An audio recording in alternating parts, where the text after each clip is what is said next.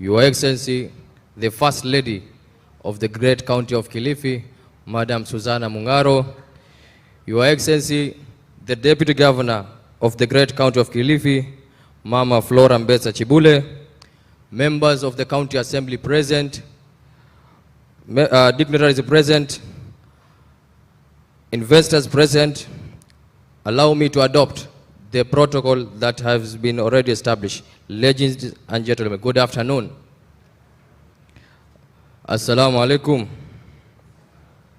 Mujasindaje. So thank you so much. With the already pace that have been said before, the plan is to make our daughter get married so that we can be called grandfather. So we as the Department of Water, we are ready to present our daughter to the potential investor so that she can get married and be called grandfathers of Kilifi. It is with great pleasure and a sense of duty that I stand before you this afternoon to discuss with you matters of water and sanitation in this conference, whose objective is to accelerate economic growth through partnership. This is because we recognize the important role played by our partners in supporting our development priorities. I'm inspired by this common African proverb that says, if you want to go fast, go alone. And if you want to go far, go together. And to reiterate that, we have the pleasure of hosting each and every one of you here to dialogue and converse so that we may go far together on matters of water and sanitation. Ladies and gentlemen, it is the responsibility of the county government of Kilifi under the Constitution of Kenya to ensure that each and every Kilifian has access to safe and clean water and sanitation services. As the session moderator said, water is life and sanitation is dignity. This is a task that we have taken on with the seriousness that it deserves. Whereas we have developed an elaborate plan, County Water Master Plan, which we are also implementing to make sure universal access to water and sanitation services is realized. We are not yet there as a county, and if the current pace of investment is maintained, then the achievement of the Sustainable Development Goal target on universal access to water and sanitation remains a mirage. Indeed, it is a reality that we do not have all the resources required to make this possible, and that's why we call upon our valued partners and stakeholders to provide us with much needed support to accelerate the achievement of this target.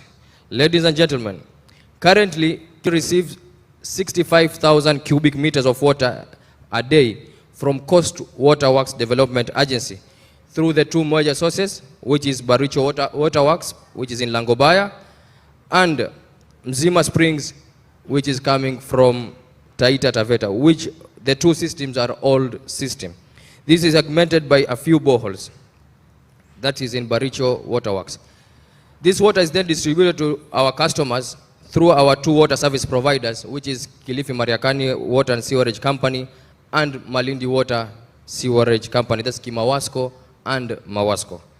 The current daily water demand in the county is about 265,000 cubic meters a day, which is significantly above what we receive from Coast Water Works Development Agency, and we subsequently supply to our customers, leaving us with a deficit of in excess of 200,000 cubic meters per day. The water demand is not static. It is increasing daily due to rapid increase in population as a result of, among others, rural-urban migration and increase in economic activities that require huge volumes of water. Ladies and gentlemen, our total current water connectivity stands at 68%, leaving 32% of our population not accessing this essential commodity of water.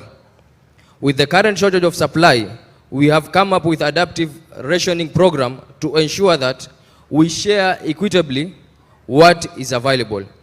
What this means is that the hours of supply of water in the county per day is between 8 and 16 hours. And the vision of the county government is to ensure that we have 24 hours supply of water. Currently, the source at Baricho Waterworks, which is located along Sabaki River, has the capacity to produce 110,000 cubic meters per day. But this is not the case. The current production is about 95,000 cubic meters per day, which is again shared between Kilifi County and Mombasa County. The Baricho Aquifer has the potential to produce an extra 140,000 cubic meters of water per day, but this has not been harnessed. This is one of the opportunities that the county government of Kilifi has for its investors to explore for possible partnership.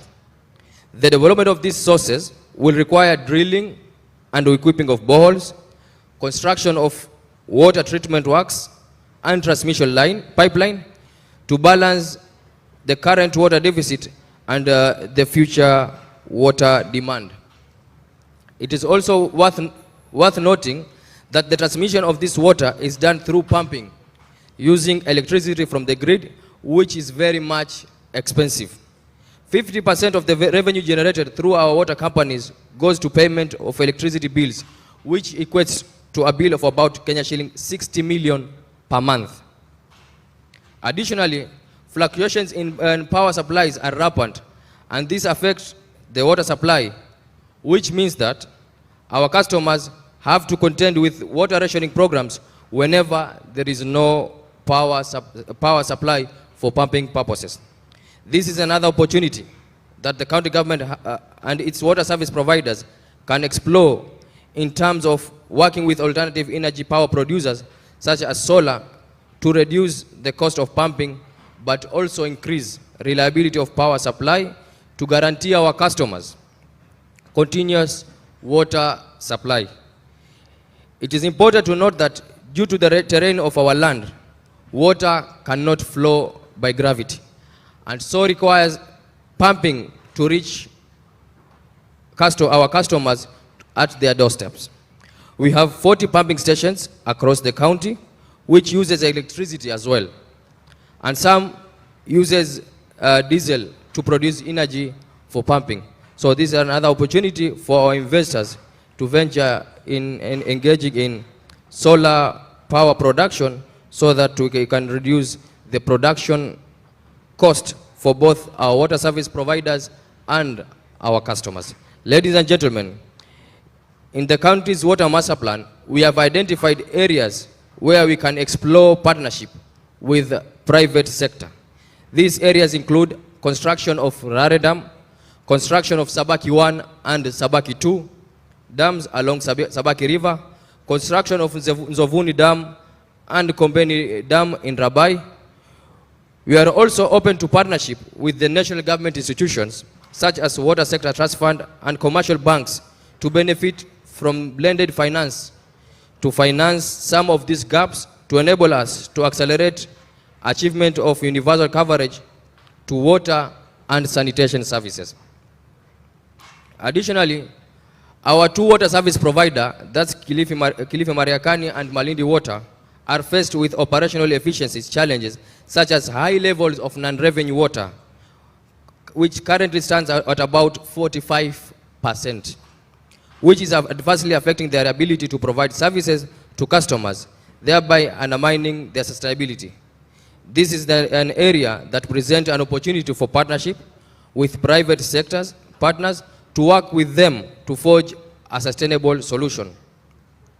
Opportunities in IT, such as leak detectors, can assist in reducing the non-revenue water levels.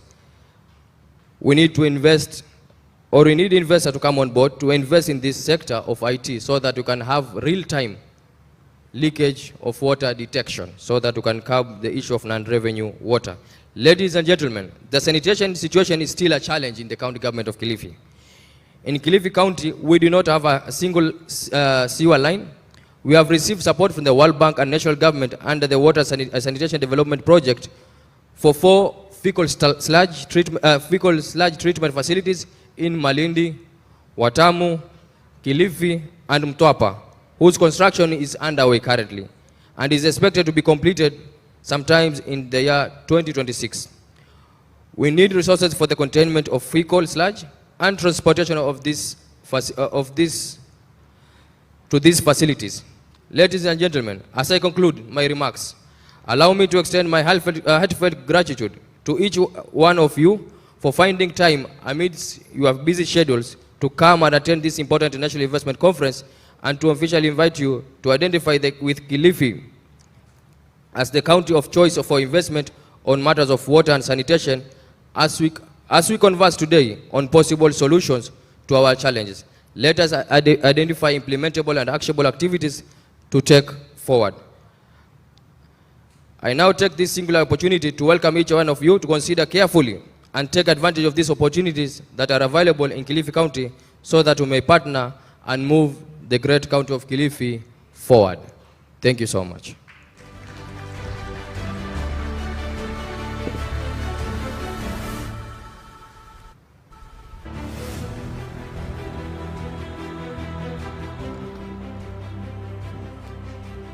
Thank you, Bwana Waziri, for articulating the water challenges in Kilifi County, but also opening your arms for partnerships.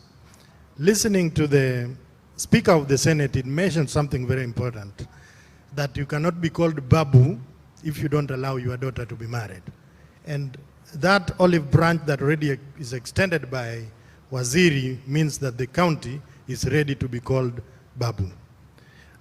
Ladies and gentlemen, when I was introducing this session, I did mention that part of the session is the CEO of Miale, which is a private sector energy company. And you must be wondering, why are we talking about energy when the session is about water and sanitation? For the water sector practitioners present here with me, you will agree that energy, the cost of energy, is a big headache in the water sector. I was having a tete-a-tete with the MD of Malindi, and he was telling me that the cost of energy is now getting into unsustainable levels, and therefore they need to look for alternative sources to deal with that cost. Ladies and gentlemen, allow me therefore to move this conversation to the next level by calling upon Stephen Ochieng Aduonga. He is the CEO of Miale Solar Innovations and is a dynamic and innovative electrical engineer with over a decade of experience in renewable energy project management, and also the CEO of Miale Solar Inventions Limited. Stephen has transformed the company from a startup to a market leader with a portfolio exceeding 8 megawatts of installed capacity and a pipeline of 10 megawatts. Stephen's experience spans energy audits, solarization, and large-scale project management, and he has successfully led renewable energy projects including grid tie and hybrid solar systems for industries, hospitals, hotels. I know Kilifi County is a holiday destination, so we have several hotels and manufacturing facilities contributing to the regional sustainable energy adoption. He is a graduate of electrical and electronic engineering from and I emphasize, the University of Nairobi. Kindly let us welcome him with a round of applause. Karibu, Steve.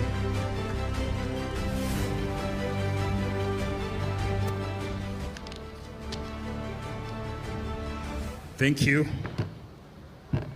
I'm the gentleman who wants to marry your energy daughter. I don't know whether the media team can put the presentation.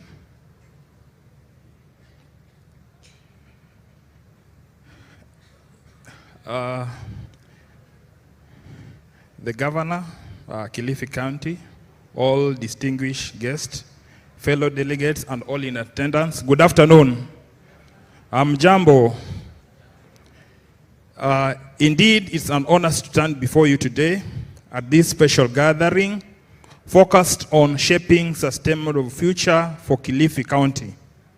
Please allow me to commend Kilifi County government for their vision in addressing current issues affecting critical sectors such as water and energy, which are pillars that not only sustain livelihoods, but also fuel economic development.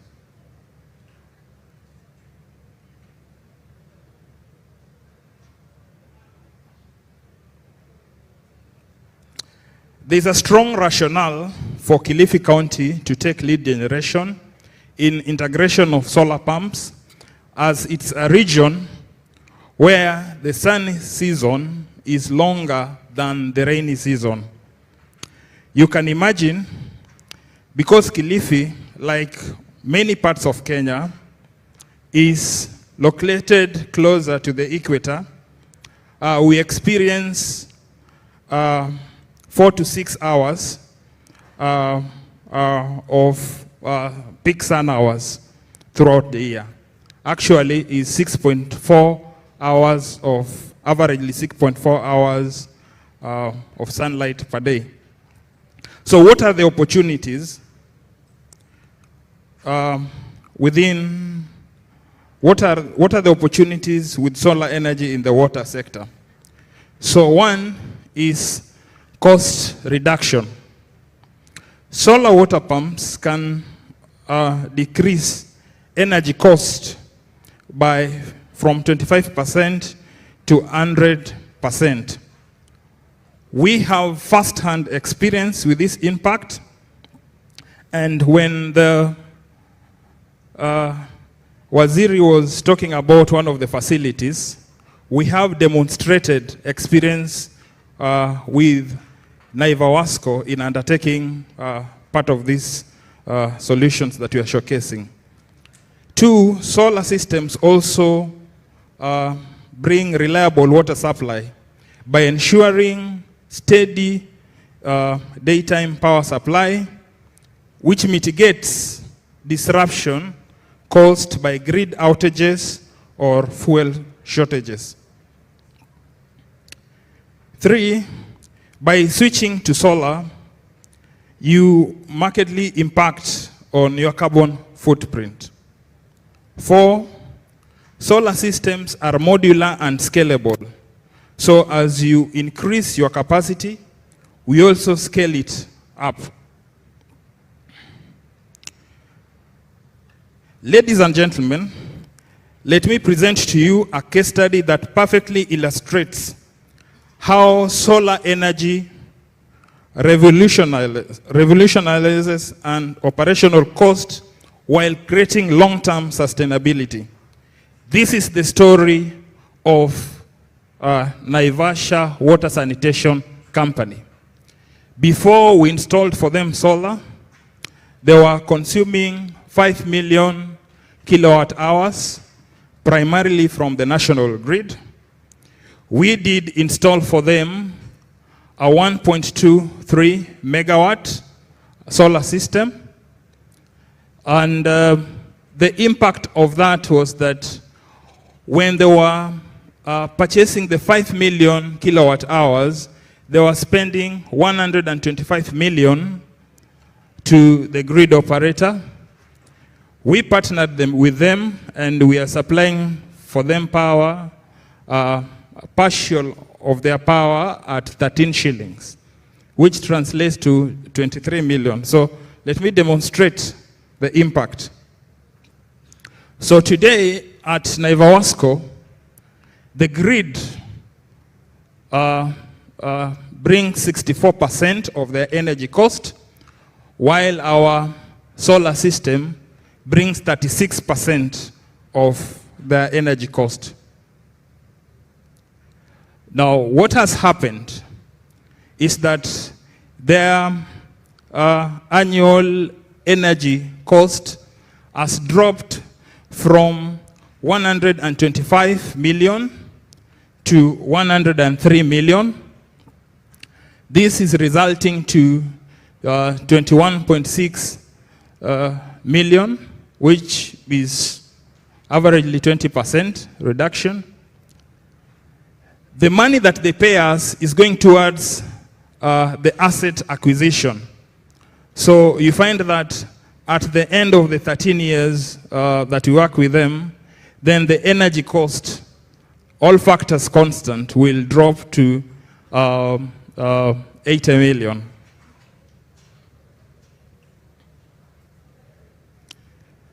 So you find that Naivasco will own an asset of $2 million with zero investment. You find that the post power purchase period, the solar energy will be free. So you find that there is still opportunity to scale this 36% to cover 100% of their energy. Now, based on this, these results can still be replicated at your Baricho facility, which we got indications that your bill is about 70 million. So with a projected reduction of 25% with zero investment, Waziri, you can save 17 million. You need to give us this bride so that you see this grandchild of 17 billion. Now, what have our achievements been? We have been able to mobilize over 10 million investment within the renewable energy sector in Kenya. We have demonstrated savings of 25 to 50%. We have the expertise in undertaking feasibility studies and undertaking, because solar systems are infrastructural projects, we have the expertise in undertaking long-term financing. One of the challenges we encounter with entities like yourself is bankability. How bankable are these government institutions? So we have innovative models that can be used to upscale these investments. So the water services providers within Kilifi can explore some of these opportunities with us. One is solar water pumping. Number two is solar desalination plants. Number three is smart water system. And this we can achieve through public-private partnerships. So what are our recommendations for Kilifi County? Is that for us to marry this your beautiful daughter, right, for you to get the 17 million per month savings at Baricho plant, you need to develop structures that will allow for public-private partnerships. The county government can be able to collaborate with us to co-fund this project. We can implement power purchase agreements. We can undertake PPCPs, and we call also development partners to also help institutions to give them guarantee to attract more investors within the water sector to overcome bankability challenges. Additionally, you need to establish special purpose vehicles with bankable guarantees. Today, we don't want to deal with Kilifi. Tomorrow, we deal with Malindi. There's another small one coming. If you create a special purpose vehicle, which can be used to fast track, because some of these public PPPs, the development take quite some time. Yeah, so Thank you all, and we hope that at the end of this session, Waziri will give us one of your brides. Thank you.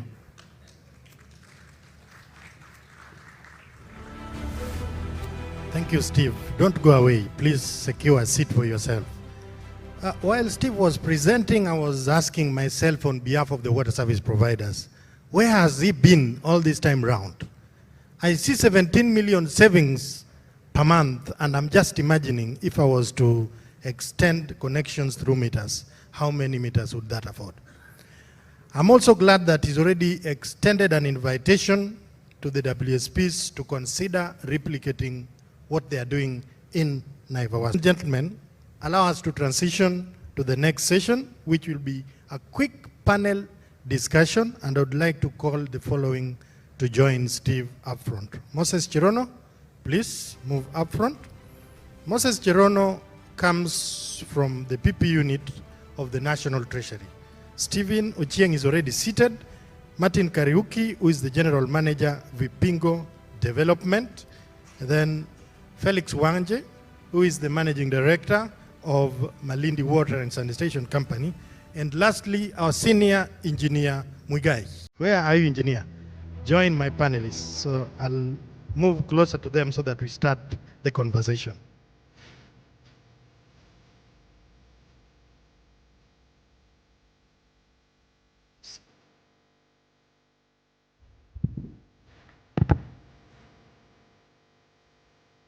So I'll start by requesting each of the panelists to, you have a mic next to you, so you just do a quick round of introduction.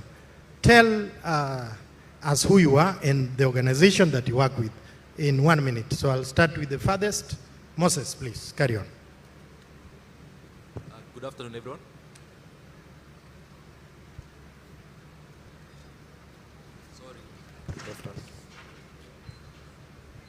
You could use mine, please, so that we have on time. Good afternoon, everyone. My name is Moses Chirono. I work with the PPP Directorate at the National Treasury, where I support the project development function.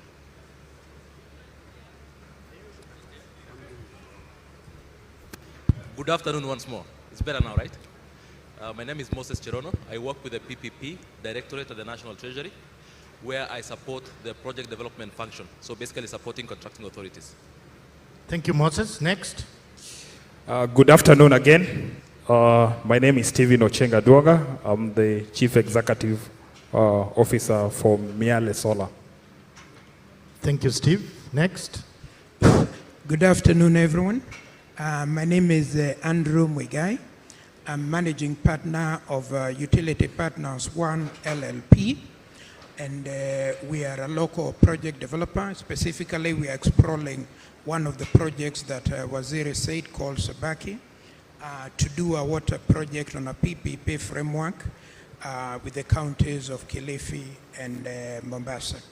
Thank you. Thank you. Thank you, Engineer. Good afternoon, everyone. I'm Martin Kariuki, the General Manager for Vipingo Development Limited. Thank you, Good Martin. afternoon. My name is Felix Wanje, Managing Director, Malindi Water and Sewerage Company. Thank you. Thank you. So I'd like to pose a question to Moses, who was the first to introduce himself. And the question goes like this. How does the PPP Directorate work with counties to foster private sector participation and investment in water and sanitation services? Yeah, sure. So procurement in government is governed by laws. So there are two kinds of laws. So procurement in government is governed by laws. So there are two laws which concern public procurement. Kindly put the mic next to your mouth, please. I see the audience is struggling to hear you. Yeah, so as I was saying, there are two forms of procurement. Government procurement is governed by law. So there are two forms of procurement. There is Public Procurement and Asset Disposal Act, and then there is the Public-Private Partnerships Act. So the Private Partnerships Act deals with procurement of public-private partnership projects. So maybe a quick definition of what a PPP is. These are projects that generally involve transfer of risks to the private sector. So this would be design, delivery risks, financing risks, so we transfer those to the private sector.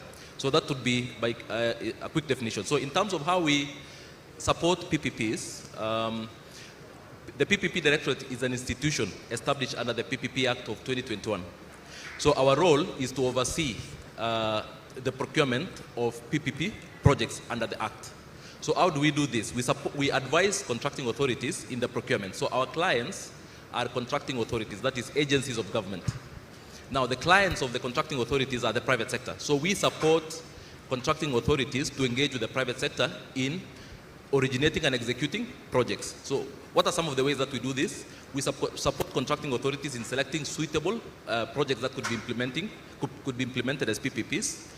Number two, we support contracting authorities in preparation of projects, that is advisory work, putting the project together so that it is PPP suitable to be procured. Number three, we build capacity for contracting authorities. That includes counties. So we build capacity for them to be able to engage with the private sector.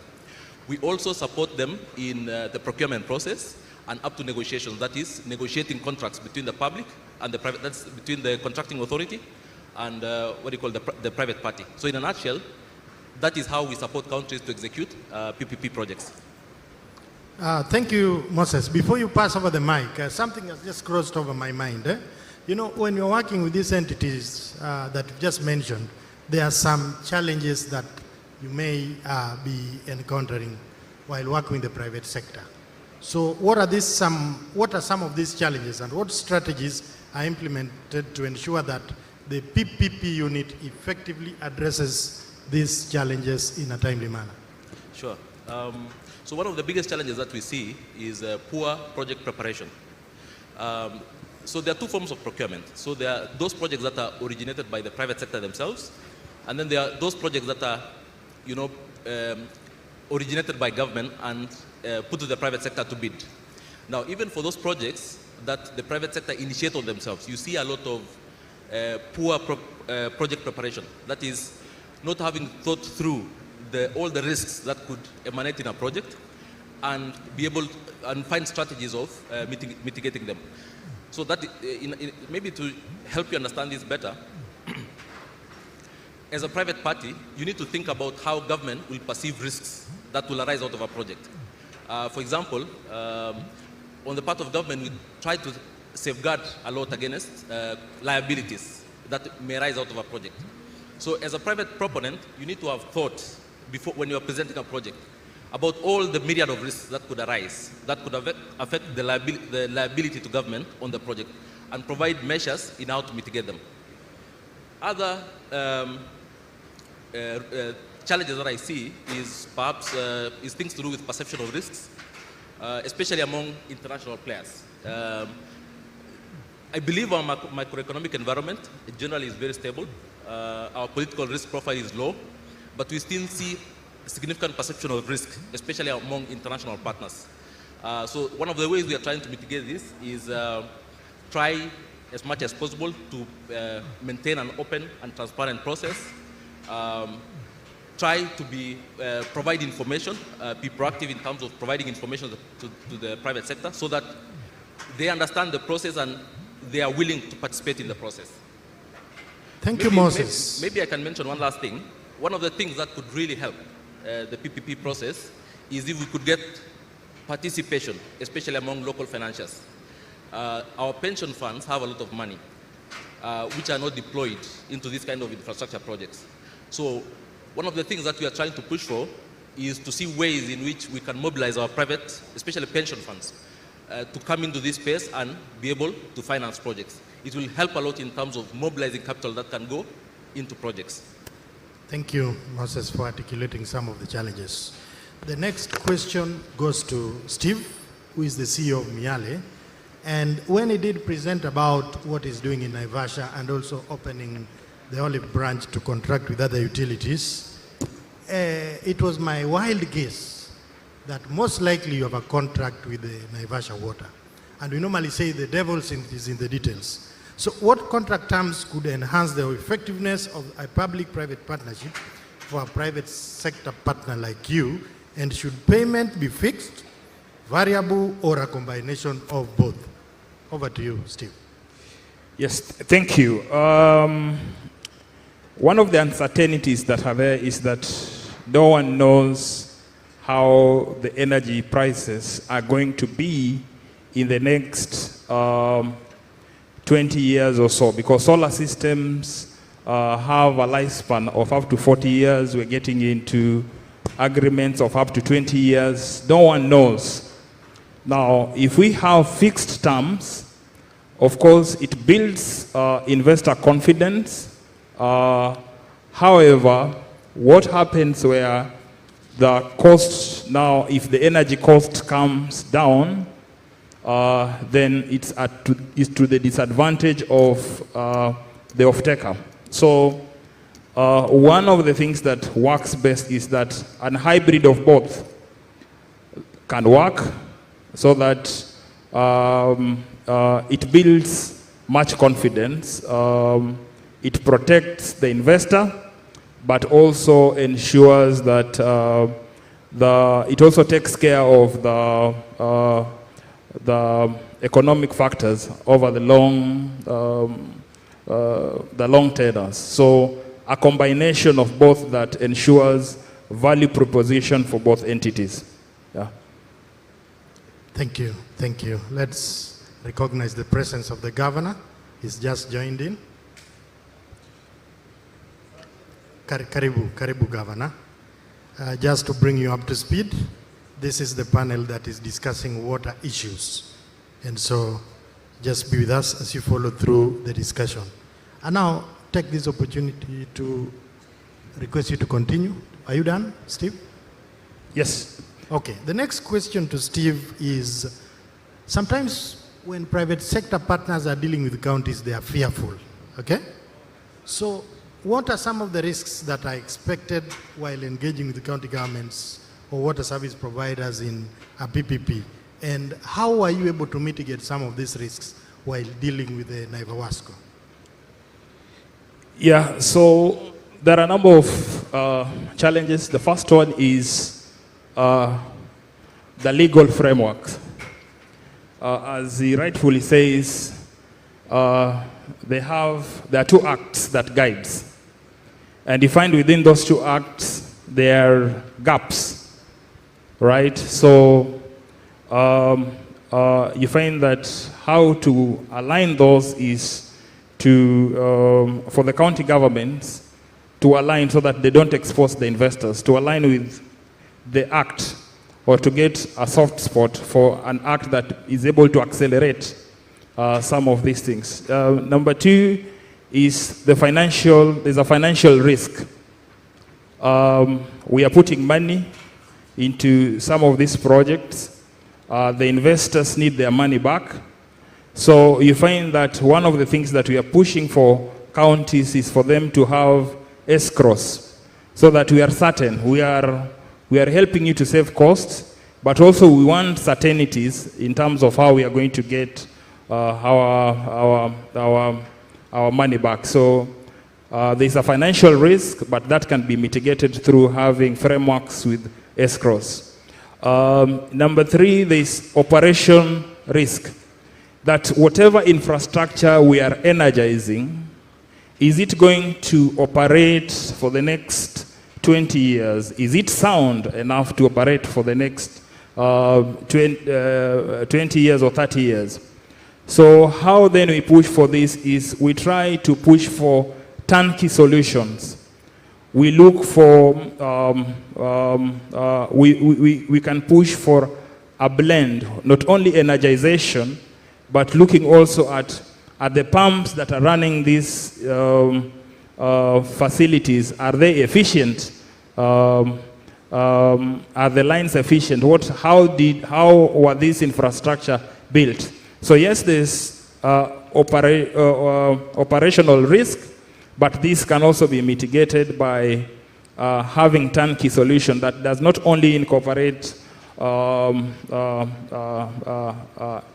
solar to energize, but also to ensure that the system will run through the years. Number four is what we term political and perception. We have, under the leadership of Governor Mungaro is transformative, we could get to solarize, let's say, Baricho. But then 5 years down the line, then there's a perception that the governor might be having some small shares from Yale for this long-term kind of thing. So there's a perception of risk. Then how then do we mitigate around this? Is we call upon counties also to form special purpose vehicles. Special purpose vehicles to be able to drive this investment. And also these special purpose vehicles also cushions us against any political risks. It cushions against us administration challenges. When it's built and anchored on very strong legal framework, then it basically protects the investors and gives much confidence. Yeah, thank you. Thank you. So I move quickly to Engineer Muigai. As a private sector, and I've known Engineer Muigai for some time now, what is your contribution towards the realization of this elusive universal access to water? What are you doing, Engineer Muigai? As a private sector operator, trying to do a project on a PPP basis, the definition of PPP is actually a private party is doing a government role. So which means that if you enter into a partnership with government, and in the water sector, this happens to be the national and the county governments. In this case, we are exploring working with Kilifi and Mombasa. So you fix your eyes on the broad goals of access to water. So you are trying to assist government towards that goal. If we talk about the coast region in general, and Waziri Omar gave those figures, you will see that the coverage of water, population-wise, is less than 30%. And it's the same thing in Mombasa. And there has been chronic underinvestment in water infrastructure in the coast for very many years. So as a private sector player, you want to assist to bridge that gap. But of course, it is also a business. But your whole goal is to help government to achieve that objective, because that is why they see to you that role for a limited period of time. So there's total alignment between the public sector goal and the private sector goal on the particular issue that you have raised, Ken. Thank you, Engineer. The next question goes to Martin, who is the General Manager of Vipingo Development Center. Sometimes in the year 2018, there was a great news among the daily newspapers that Centum signed a deal with the water management solution firm based in Dubai for a desalination plant linked to the housing project in Vipingo. And you know, here in Mombasa, here in Kilifi, we have a large pool of water in the Indian Ocean. So what are some of the lessons that can be drawn from this experience regarding the implementation of innovative water technology solutions in Kenya? 6 years ago, Vipingo Development was conceived to be a model city, the first of its kind in Kilifi County. But that came with a big question of how do we make it sustainable in terms of water? And the idea of a desalination was born from that vision of creating a 10,000-acre model city. So we partnered with an overseas company, Metito, to give us the first phase of a seawater desalination plant, which is 3 million liters per day capacity. And what inspired us to go for the desalination technology is because we looked at the scale of water requirement that this Vipingo model city will need. Borehole, sometimes for such a scale, is not reliable, but we have a lot of water in the ocean. It It can never get finished, yet we don't have enough water. And that's the puzzle that the desalination technology is serving Vipingo development.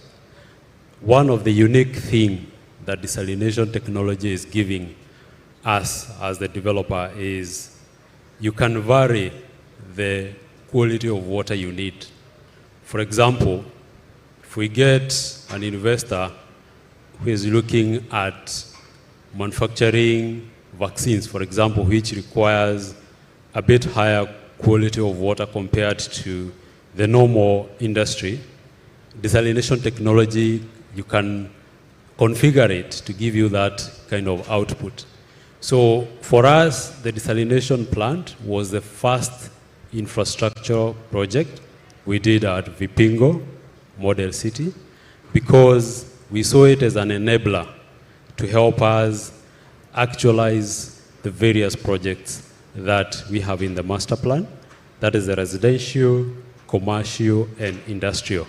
So the issue of water at Vipingo development is being taken care of by a desalination plant. And we are looking forward that even as the development grows, we are able to scale that. So anytime we are pitching for investors to come to Vipingo development, the issue of water is the first one we use. And it has so far been very attractive. And I believe we can use it as a key attraction to make sure that Kilifi becomes the hub for investors if we can have more desalination plant. It is definitely a good plant to have. And talking to the lesson and speaking to what Miale spoke about, the cost of power is a bit high. One of the lessons we've discovered for the 6 years we've run the desalination plant is that 60 to 70% of the cost of water is going to power. So going solar is the way to make sure that the cost of producing a unit of desalination water is competitive if you are to look at it from a commercial perspective. Thank you, Martin. I'll move quickly to Felix, who is the MD of Malindi Water and Sanitation Company. And I know when Waziri was speaking, he gave an overview of the challenges that are faced by the two utilities. That is Kilifi, Mariakani, and also Malindi. But I'd like you to narrow down the challenges that you are facing with regards to energy as a vital input for providing water services within your area of jurisdiction. Thank you very much. I think as Waziri has put it across that Kenya Power is our biggest challenge because every month Kilifi and Malindi we pay 60 million to Kenya Power. So that one is around 50% of our collection goes to Kenya Power. So it's a very big challenge for us because according to the WASREP guidelines, says 30% should go to energy, 30% to operation and maintenance, 30% salaries, and then the 10% to saving. But you find that 50% of our revenue goes to Kenya Power. So that one is a great challenge to us. So we are requesting if we can use the solarization, it will really help us to save a lot as a company and Kilifi as a whole. Great. And it seems to me that you have a solution up front. If you speak to Steve, then your problem will be solved. The next question to you is that today's conversation was about water and sanitation. So this question is now the sanitation bit. I am aware that through the government of Kenya and the World Bank, you are nearing a completion of 2 fecal sludge treatment facilities in Malindi and in Watamu. So in what ways do you envision private sector partners contributing to the Mawasco's effort to operationalize these 2 facilities that are nearing completion? Thank you. At Malindi we have 2 physical sludge. One is in Watamu and the other one is in Malindi Sabaki. They'll be completed, God willing, by next year. So we are requesting the support through the behavior change. We need to educate people on behavior change so that they can use the toilets not to go to the forest. And also we are requesting for safely treatment of transportation of the sludge. Also that one is a key. And also safely manage emptying services. Also, we are requesting for partners to help us in safety manage emptying services, and also construction of low cost emptiable containment system of high quality and safely manage physical sludge capture. Thank you. Thank you, Felix. Time seems to have gone, and so I will not give an opportunity to the audience to ask questions. But the panelists will be here with us, so if you have any specific question to tackle with them, then you can approach them. But I'll give each of the panelists just 1 minute to give a parting shot before I call back Waziri to issue the closing remark. So 1 minute. Thank you so much. Maybe mine is to just say, if you look at the legal framework for PPPs across the world, I think in Kenya we have one of the best laws in terms of openness for business. The law is really facilitative in terms of the procurement of PPP projects. So mine would be to welcome investors locally and internationally. And what we would like to really see is participation of our local financial institutions. For me, one of the biggest things that concerns me is we don't see the participation of, especially of our local financial institutions, pension funds, banks. They've not established themselves to be able to invest in infrastructure projects like PPPs. So my clarion call is to, especially the financial partners, to be able to work together. The development partners can bring on board. There are some sort of guarantees that development partners can bring so that it mobilizes the pension funds and local financial institutions to participate in the development of PPPs. Thank you. Steve? Yes, I'll have a bias towards the theme of this conference, which is accelerating growth through partnerships. My clarion call to the leadership is that we have investors with demonstrated impact. So as Miale, we have showcased to you, we have worked with entities such as Naivawasco. We have demonstrated that this can happen. So we welcome you to partner with us to be able to accelerate this growth. Thank you. Thank you, Steve. Engineer Andrew, your parting shot. It is possible to get private finance in water, but it is also very difficult. And because it is very difficult, and in particular it's very difficult to do it without some kind of blended finance. In power, you can do a project using commercial finance. In water, it is almost impossible. And therefore, you need a lot of innovation on the part of the private party, and also some innovation on the part of the government. And I'm happy to say, having worked with Moses and his colleagues, is that government is sending the right signals about its seriousness in supporting private sector investment in water, because it hasn't done before at any reasonable scale. In terms of innovation, I can just give you an example of the project that we are exploring, that if it was a public sector project, the thinking would not be in that way. One of the revenue streams we are thinking about is the recycling the water as a revenue streams. As you know, in Israel, 80% of agriculture is done using recycled water. We say that Kenya is a water-stressed country, but we hardly ever use recycled water.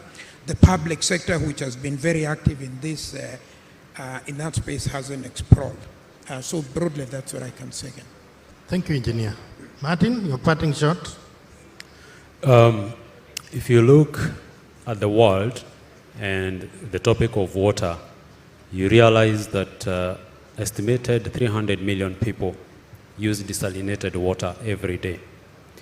And in Africa, the portion of people using desalinated water is only 5% of the total population that is using desalinated water in the world. That tells you that in Africa, where there is high concentration for lack of water, we have the least adoption of this technology. So we have very numerous and very key advantage of us here at Kilifi County. And I think the topic should shift to how do we solve the issue of water, and then attracting investments becomes easy. I would like to give a practical example that is happening to us at Vipingo Development. We've done 550 homes, complete and handed over. We've had 2 factories that are running to date. And one of the key questions either of those investors have asked us is, where will I get water? Is it reliable? What is the cost of that water? Once we solve that question, the next thing is other basic things. How close is my house to the beach? So those are, by the way, questions. So to me, from where we sit as Vipingo Development, having water will be a key enabler to attract more investors to come. When you tell the investor that come and set up your factory in our place, in our county, we'll give you a connection to desalinated water. You'll pay for it, but at least it's there 24 hours. Thank you. Thank you, Martin. Lastly, Felix, your parting shot, please. Thank you. I would like to take the opportunity to thank His Excellency the Governor for inviting the investors to help us. As I've said before, that our biggest challenge is Kenya Power. We paid 50% of our revenue to Kenya Power. So if we can get an investor who will help us using the solarization, we'll be able to save a lot. And also on the issue of an investor also to help us increasing the volume of water we receive, because our demand has grown. As Malindi, we need at least 50,000 cubic meters a day, and we receive 25,000 cubic meters a day. So that one is a half of what we require. So if we can get an investor who can increase the volume of water, we really appreciate. And also in terms of sanitation, if we get also those investors who help us to build those toilets which are emptyable toilets, also it will help us in terms of emptying the toilets and the sludge. Thank you very much. Thank you, Felix. Listening to the panelists, it is clear to me that achievement of universal access to water by the year 2030 is actually possible. But we cannot do it alone as single entities. We must partner with the private sector. The government, both the national and the county government, must also be sending the correct signals, as Engineer Andrew put it, so that collectively we are able to pool resources to accelerate the achievement of universal access to water. Ladies and gentlemen, we are almost coming to an end of this session. I take this opportunity to welcome back Waziri Omar. If you are ready, please just get back there and provide your closing remarks.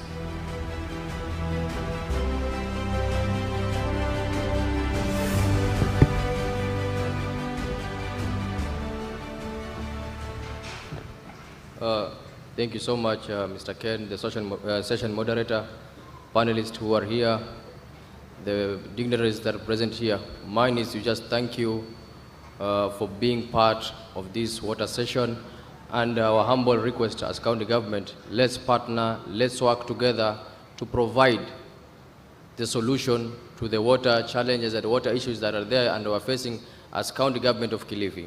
The challenges that we experience is the opportunity for investment, for investors.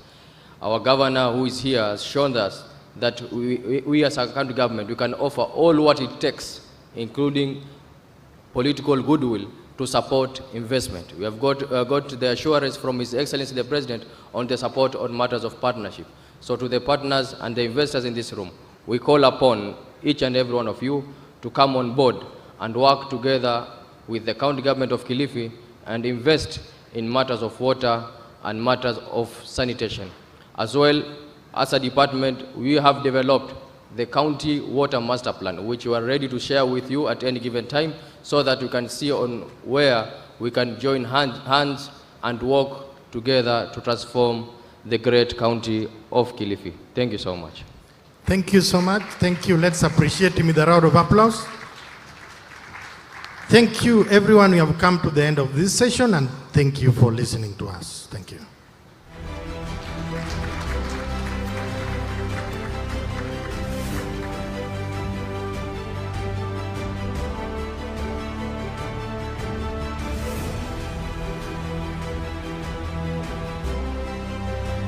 Yes, please, let's not miss the group picture. Ladies and gentlemen, please give a round of applause to the panel looking at water and sanitation as well. This is the USID WASH team. Thank you, Your Excellency, the Governor, for joining us for the photo ops. Appreciate it. And to the entire support as well from the county government. Let's appreciate the panel one more time. Hydrating progress. Water solutions for Kilifi urban development. Thank you. Your Excellency, I'll ask you to please take the seat on stage. I know you're next. I'm going to call a few people who are going to join you. Allow me to call in real quick succession. Brooke Estes from the USID Education. We have Dr. Ndegwa, Ministry of Education. Stephen Omondi from USID as well. Scott Billows, Prof. Scott Billows, Chief of Party Employment Pathways and Youth. Corinne Ngurukie, that's from the Yamo, Chief of Party. Welcome. It's a picture I'm taking, so I know you're all relaxed there. There is a conversation. I'm going to be quickly reading through the what we're actually celebrating today. There is a partnership, I should emphasize, that looking towards the employment pathways. I think you'll notice on your program, we are to have this signing earlier. It's the USID launch of the Employment Pathways for Youth program. So this is looking at the employment pathways for youth. This is it's new, more than R1 billion shillings investment in youth workforce training. This initiative will reach students at Kenyan TVETs in counties of Kilifi, Machakos, Mombasa, and Nakuru. The program will make sure that TVETs are training young Kenyans on exact skills that new employers want. It will directly link businesses in 3 of the most promising sectors, that's information technology, IT, textiles and apparel, and pharmaceuticals, with these TVETs to spur their curriculum and design special short courses that will propel their careers. We estimate that this new initiative will create at least 11,000 jobs, and it will also we'll also have a long-lasting link between employers and TVETs. That's looking at how that can bear fruit. Sorry, Prof. Scott, I'm honestly trying hard to read through, but just in 1 minute, you have the mic. Just give us a snippet, because Governor is very comfortable there. I know you're supposed to take a picture, but just tell Governor what this partnership is all about in 1 minute, please. All right. So thank you very much. Thank you, Your Excellency, for letting us launch with you. Kilifi County is a great partner. You're a great government administration. With us, we are empowering TVETs. We're capacity building TVETs so that TVETs can help youth get jobs, working with employers, working with the youth themselves from the bottom up. So if it's a youth validated job in those sectors, ICT, pharmaceuticals, and textile and apparel, then come and contact us. Any CEOs in here for those businesses, please come afterwards and talk to any of us up here, especially the governor, but also these other folks as well. Did that do it, Cliff? 100%. That's my teacher, so thank you so much. Now, Your Excellency, I think I would just want to, if you have a word you want to say before I ask you to take a picture with them. Congratulations for signing this partnership, happening right here at the county government of Kilifi. My colleague photojournalist, please welcome on stage. We're going to take a picture. Yeah. Please join us on stage. Join us. If you could just stand, please. Let's stand, and then we can come close. I hope there can be a shaking of hands there. I'll follow the cue of Kyoko as well on the... you could just come close as well and sign a symbolic partnership there. Ladies and gentlemen, can you please give a round of applause to the USID launch, the employment Pathways program for the youth. Thanks to the support of USAID as well, and to the Kilifi County government. Thank you so much. I appreciate it. I'm going to ask the team to go down and still ask the governor to please be on stage. Governor, I'm going to ask you to please stay on. Karibu sana. Bi Esther Ingolo ako na mambo, kwa hivyo naomba tu turuhusu tulie tu hapo tu. Asante sana. Mheshimiwa Gavana, tunaomba ukae hapo, manake asubuhi umekuwa na fursa ya kuweza kupokea mengi sana. And also the President being able to be here as well, na kupeana mambo mengi sana kwa kaunti ya Kilifi. And so at this point, tungependa angalau pia uweze kuulizwa maswali. You can be able to answer the questions directly. And this is the Governor's Town Hall, ambayo atakuwa anajibu maswali moja kwa moja, ili yeye mwenyewe aseme anataka wawekezaji wafanye nini.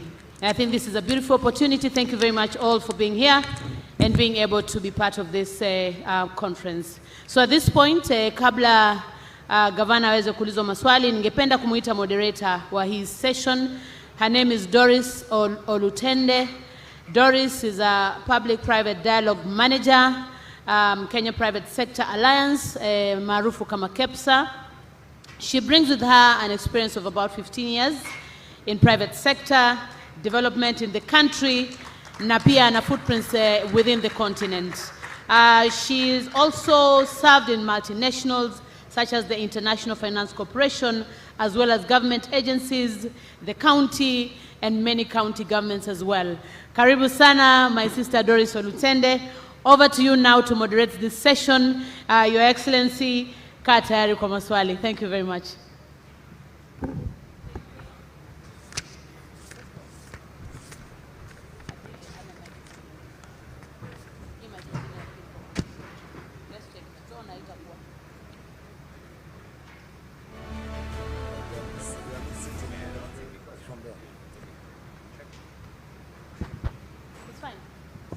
It's okay now, Doris, you can do it.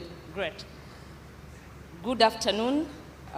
It's a pleasure to be here today. Your Excellency, Governor Gideon Mungaro, the Deputy Governor, Madam Flora Mbeta, my fellow panelists whom I'll be calling to the podium shortly, distinguished guests and investors, I'm happy to be here today.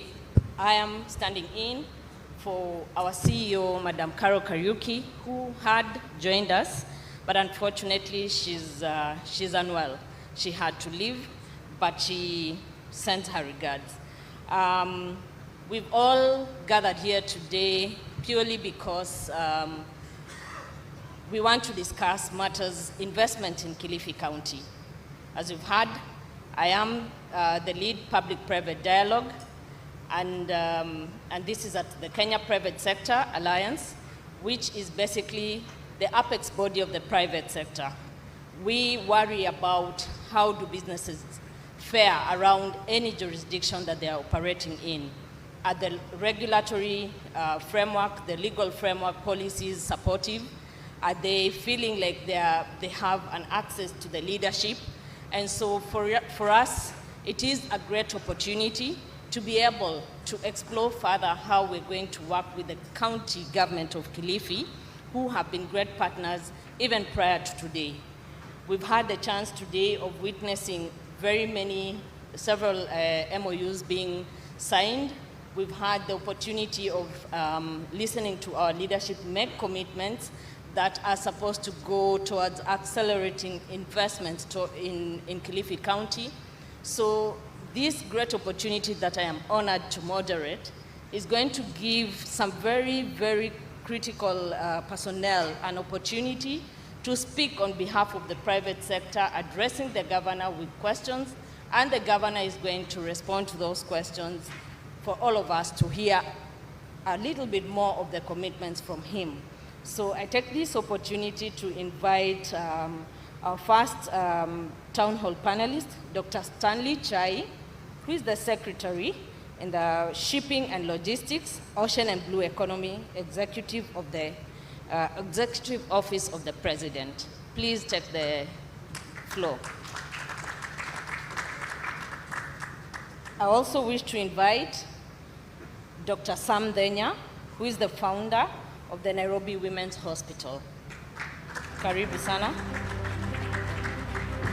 Mr. Alastair Kavanagh, the founding chair of the Vipingo Ridge, will also be joining us here today.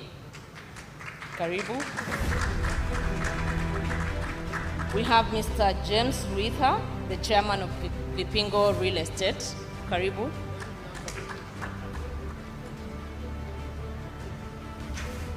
As we wait for Mr. Ritha to come up, we also are inviting Professor Lucas Njenga, CEO of the Proximity Point Group.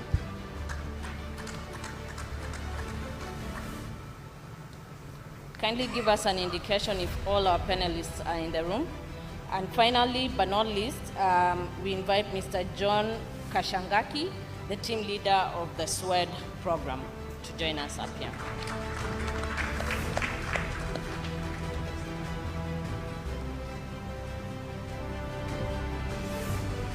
Can I confirm you all have mics with you? Where you're seated, do you have mics? Good. Yes.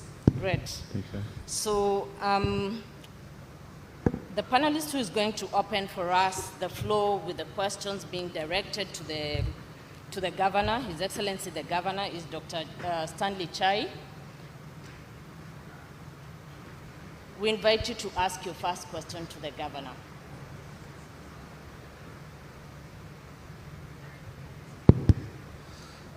Hello? You can hear me? Good. Okay. Thank you very much for this session. We have had a very good day today, interactive. I've seen a lot of MOUs being signed today. And this session is about investments. The whole conference is about investment. And when you invest, Governor, you are looking for market to serve. So have we as a county thought about the route to market? And what is our destination for this, for all the goods that are going to be produced?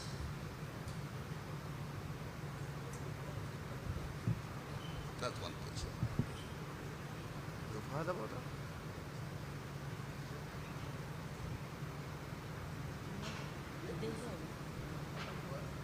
Thank you, Mr. Chai. You want me to answer? Yes. Okay, thank you very much, Mr. Chai. I think if you see the strategy we have with the Kaya Fungo Industrial Park, we are targeting both foreign market and local markets. But we are targeting more export, because the reason why this country in general have had problems even with foreign currency over the years, of the last 2 years, is because we rely on importing everything to this country. The idea and the setup of the market is out there. Yeah? So we have the labor here, we have skilled workers, we have the programs we are doing now with TVETs. You have seen even the new program we have signed with USAID. So what we are saying is the problem I think out there is not the market. If you take the textile industry, like the president said this morning, is that here in Mutwapa and Mazeras, we have new 11 EPZ for textile. This is all for export markets.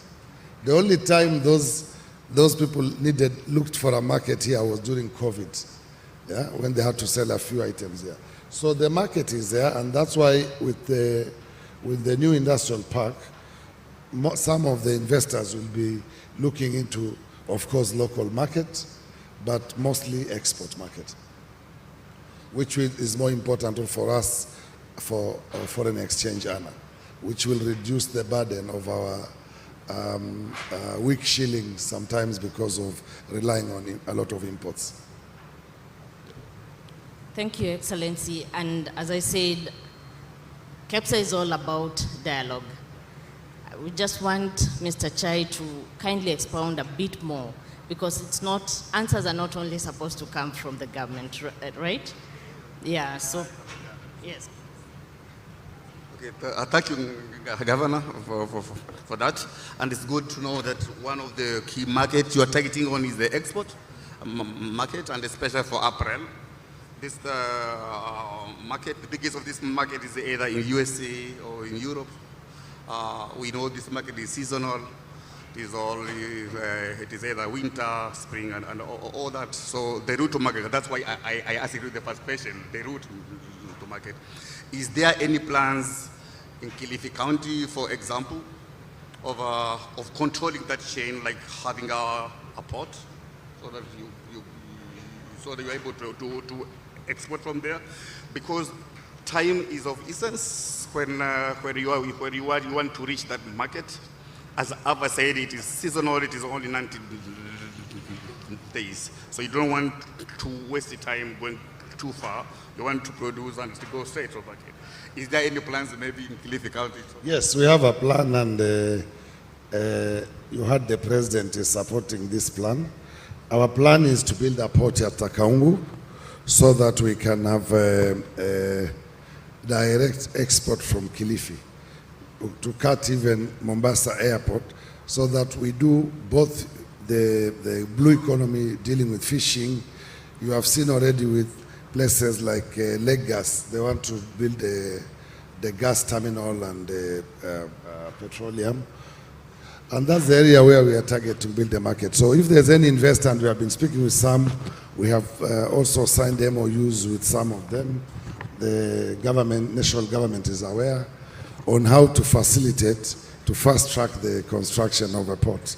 On the market, local market, as I said, yes, to export in conveniently from Kilifi is good, because the port will not only deal with textile, will deal with all the import of raw materials and the finished products. So I think, and for any textile investor, I am sure they will be doing both clothes, both for winter and for summer, because that's what you do when you do production. I think because they know their markets are both for summer and winter, they can produce for both markets. And they do, actually. Some of the things they export from here, from Kikambala, are clothes for winter. Yeah. Great. So we invite for partners in the construction of the Kilifi port. Again, as I and said, we'll give you the land to build it, so you don't need to buy.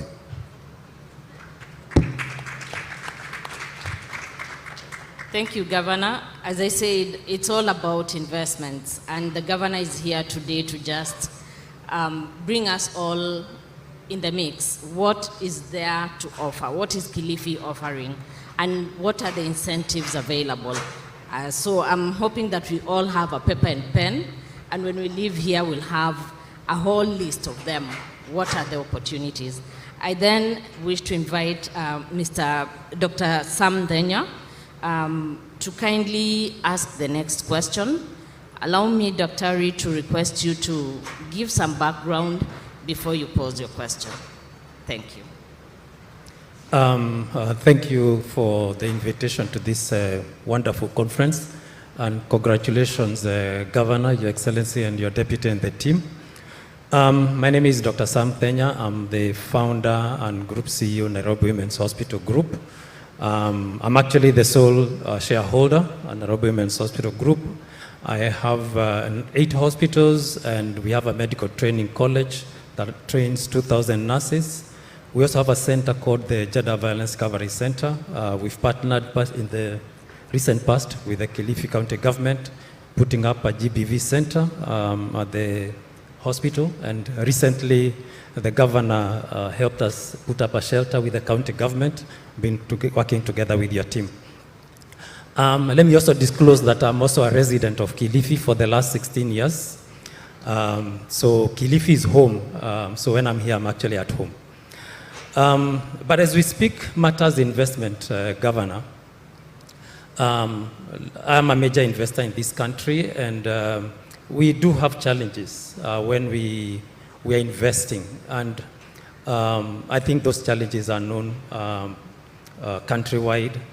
But one of the opportunities that's coming very strongly is the social health insurance that is now going to be paying for healthcare for Kenyans. Kilifi is positioned geographically, weather-wise, to not only offer world-class health services, and I do know in the manifesto for your government, in the Vision 2030, we should be looking at medical tourism. So, Governor, what incentives are you offering investors like myself and others who are in the audience to not only invest what I would call in healthcare services, but for us to have medical tourism, we need to have an integrated system from transportation. If people are going to come from outside, how are people getting to the airport? How are people then coming to the hospital? What's the ground transportation like? What arrangements can you make with the local hotels so that then we are offering one package that is healthcare, specialized healthcare, that is also combining with wellness and leisure? What infrastructure is there that you can offer to investors in this space?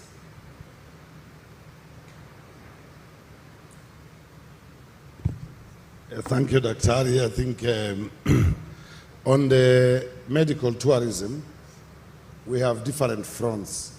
First of all, we are looking for partners to put up the facility. And we have, as a county, identified land. We have been in talks with some investors from the Emirates on construction of Hospital City in Kilifi. On transport, the infrastructure of roads now is being improved.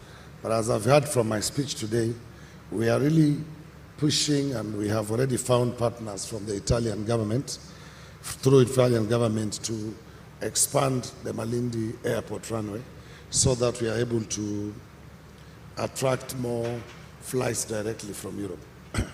One of the questions we are dealing with the last months, especially when we had an engagement with the Italian Development Corporation in Rome this year, July, was the transport, as you said, that you leave Rome, which can bring you to Malindi or to Mombasa in 7 hours, but you come to the Kenyan coast in 24 hours because you have to leave your place in Italy, transit either to Amsterdam or Addis Ababa, then Mombasa or Nairobi, then Nairobi, Malindi.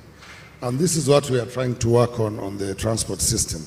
But on the incentives we want to give as a county, all the new investors who are coming in, we try on the programs we want. When it's the construction of the hospital, we have set aside land. If it's manufacturing, we have set aside land for investors to be able to bring their plans and feasibility study, and then we give them a lease agreement on the property to build the land. I think that's the most difficult thing. Over the years, many people have bought land either in Kilifi or generally in Kenya, and they find the title has 3, 5, 4 different people have titles. So it was very difficult for investors also to have confidence on investing, because if you're investing and you're not sure if the title you are holding is real, then there's a problem. That's why we decided as a county to set aside land where we have our one title and we can lease to the different investors to invest. That is the first assurance for security of tenure of the property you are going to build. Number 2, we have also given some incentives into some level of some waivers on taxes. Not all, but certain taxes. we will bring to the county assembly soon so that they can create a law for us so that we are able to say anybody who comes to build a hotel probably and employ over 50 or so staff, then you get certain waivers so that we can encourage more hospitality investors to come in.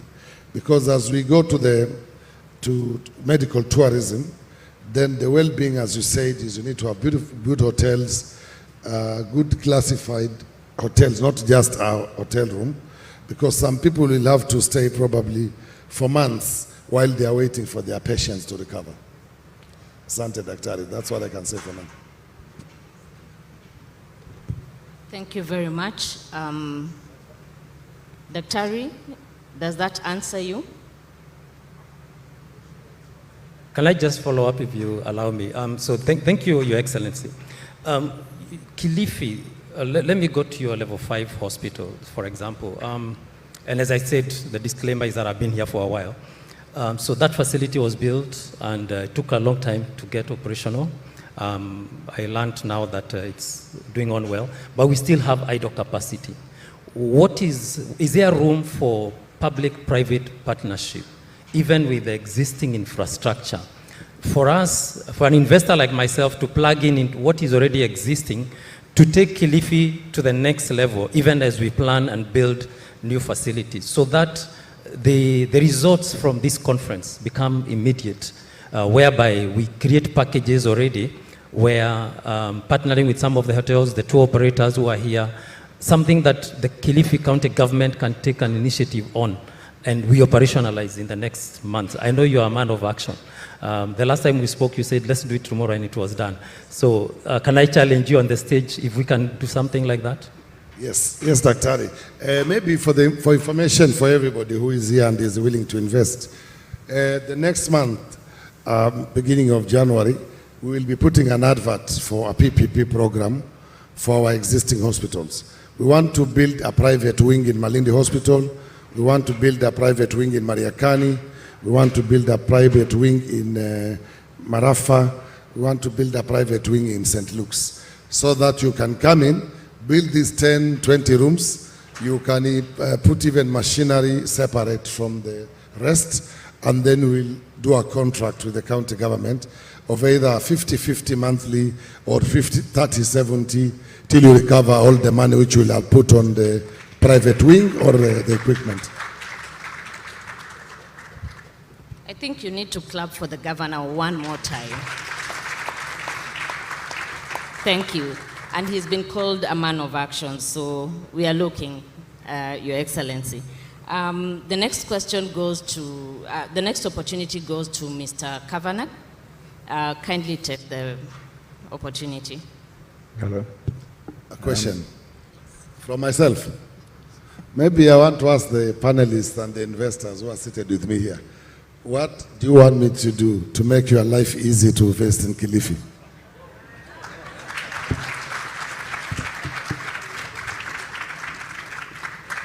Thank you, Governor. My question was going to be actually quite straightforward, and I hope a lot easier and quicker for you to answer.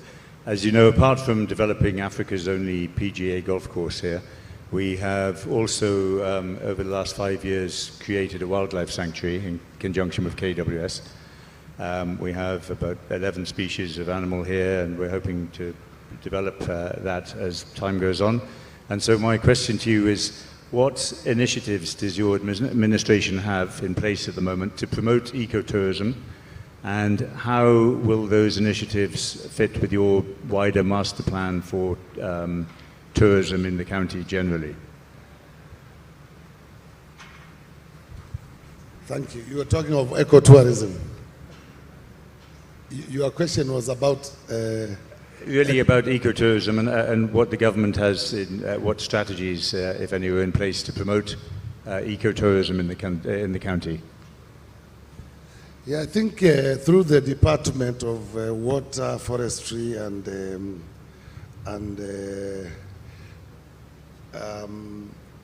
Forestry, Water, and Environment, we do a program, and we are working now with our Nature Kenya, with Get the Forest, and all these organizations to push on the ecotourism front, yeah, by also involving the hoteliers and the existing investors.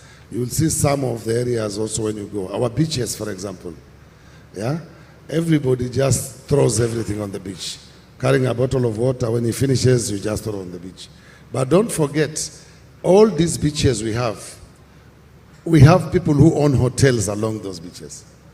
Sometimes I ask myself, and this is the new thing we want to engage the hoteliers, that as long as you have a hotel on the beach or not on the beach, to make sure within your compound you have waste bins where everybody will have easy access to throw anything, be it a banana peel or a bottle of water, that they have easy access of bins. I don't think everything must be left to the county government. I think we can partner and bring a good environment for our tourism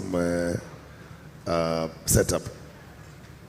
Did I answer, or you need me to elaborate something? No, that answers it well. And then my follow-up to that was just going to be, how do you propose to involve the local communities in that sustainability process so that they realize the benefits and can promote its growth? Yeah, this we are doing with the local communities. We have a program we are doing, for example, at the moment is called FLOCA, is the plan we have on environment actions, which we have set committees in all the villages of Kilifi County, the 35 wards.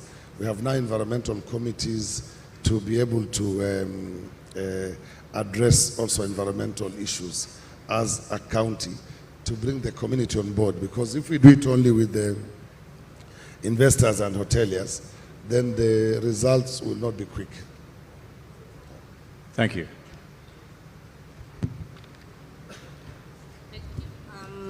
We wish to invite Mr. Kashangaki to ask the next question.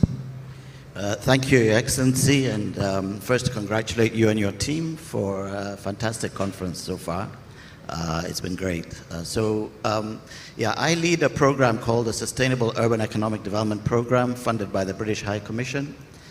This program has been in operation for the past 5 years.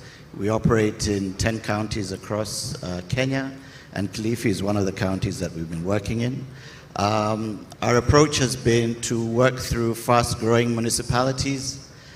In this case, we selected Malindi, and to develop initially an urban economic plan which outlined the potential investment opportunities in that municipality and around the municipality, focused around the comparative advantage in that particular location. So for Malindi, we identified, of course, blue economy, we identified agribusiness and very specific value chains within agribusiness as having high potential for investment.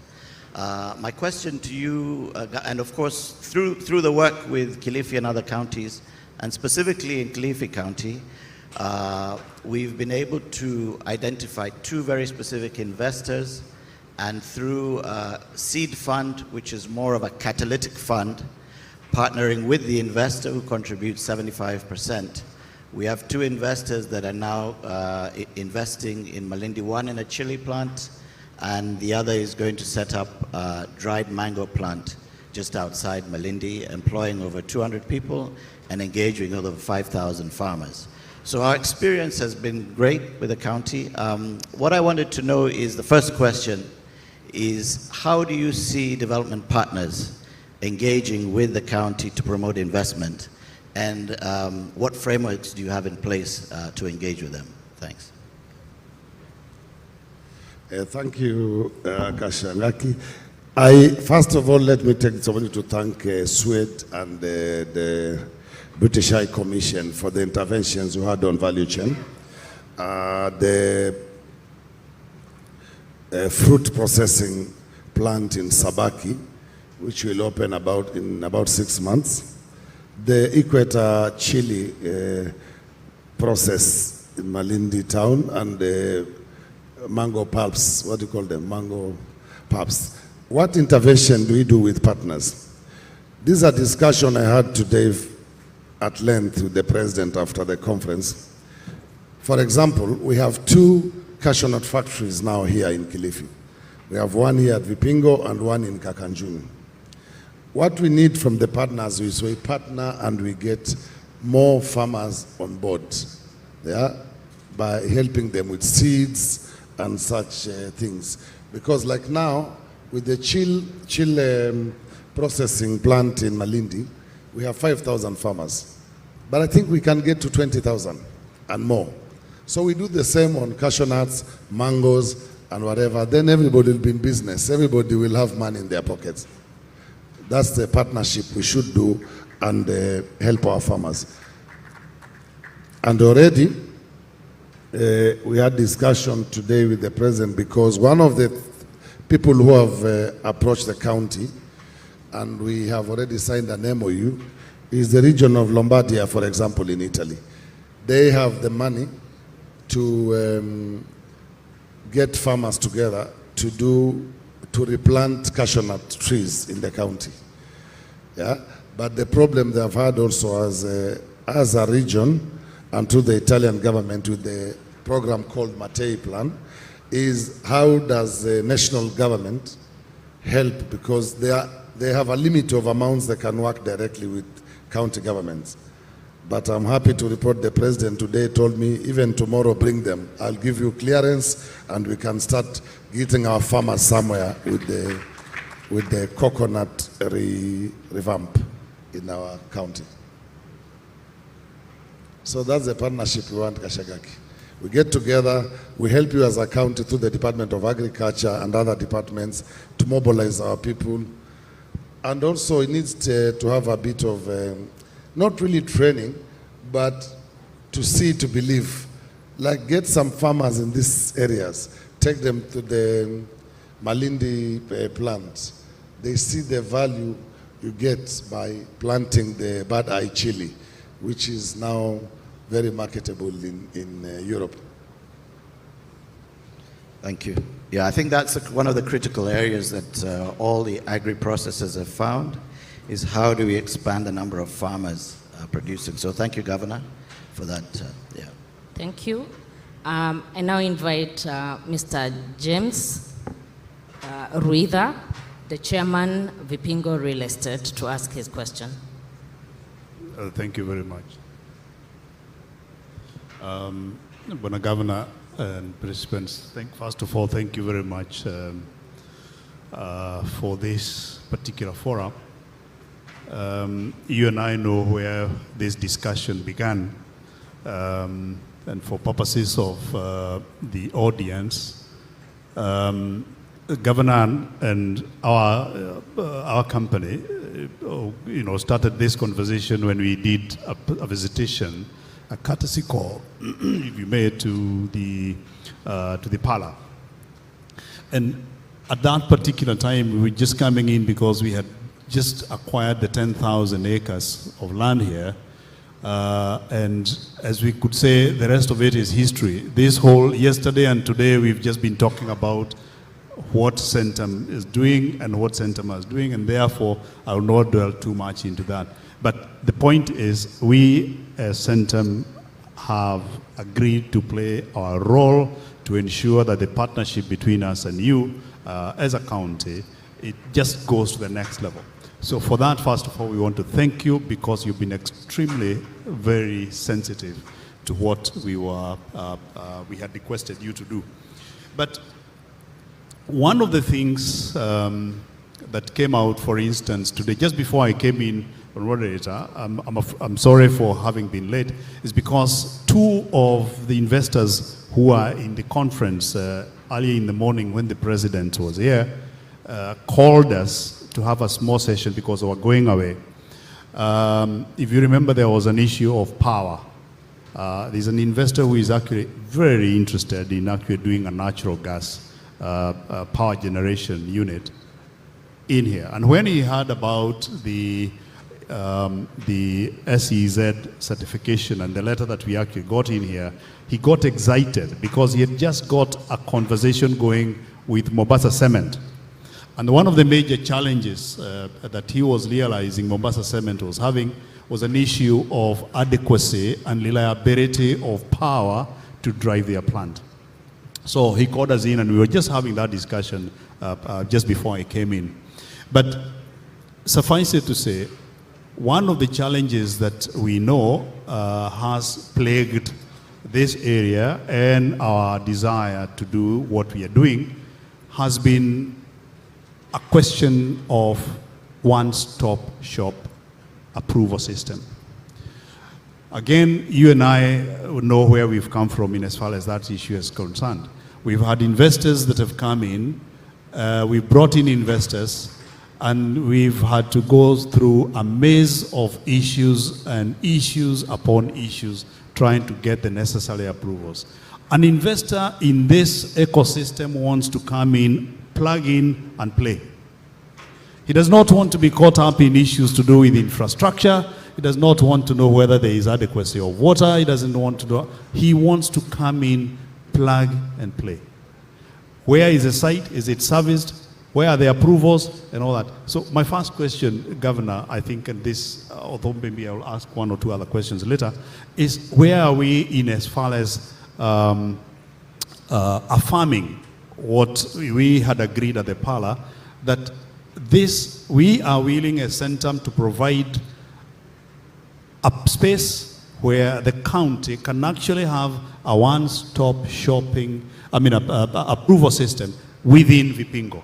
Is that still visible? Is it still in the works? Because we would want any investor to come in here to just do what they came to do, invest. Thank you, Chairman. I think we had this conversation. What I want to assure you, there are two things I've done so far. I have appointed the Kilifi Partnership, Private Sector,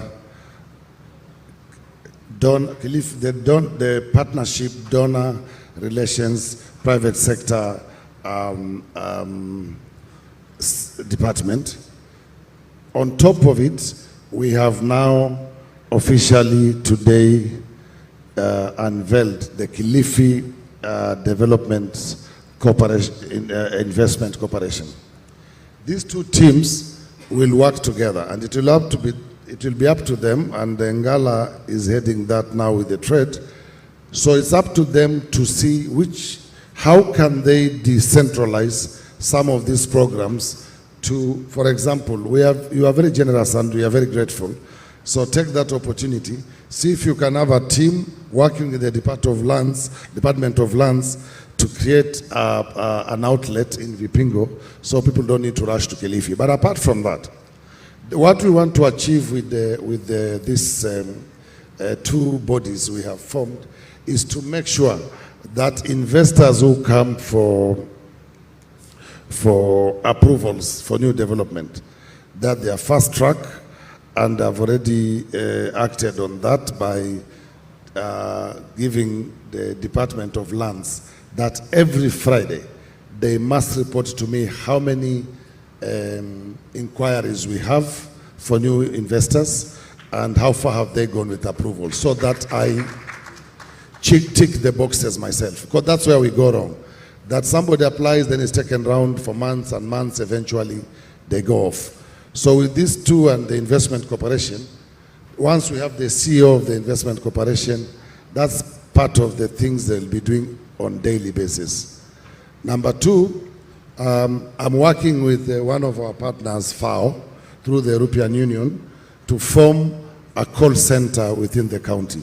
That you can be able, now you have seen we have the 1535 for emergencies. Now we want to put a call center where every department will be manned by an officer, and if you don't get anybody after work, and you send even an email, you will be, that automatically they'll revert and say, we are out of office now, but we'll get back to you first thing tomorrow morning, and somebody must get back to you with all the inquiries you have. So when you dial a free toll number, and it speaks, and it matters lands, they will direct you to dial either 3 or 4.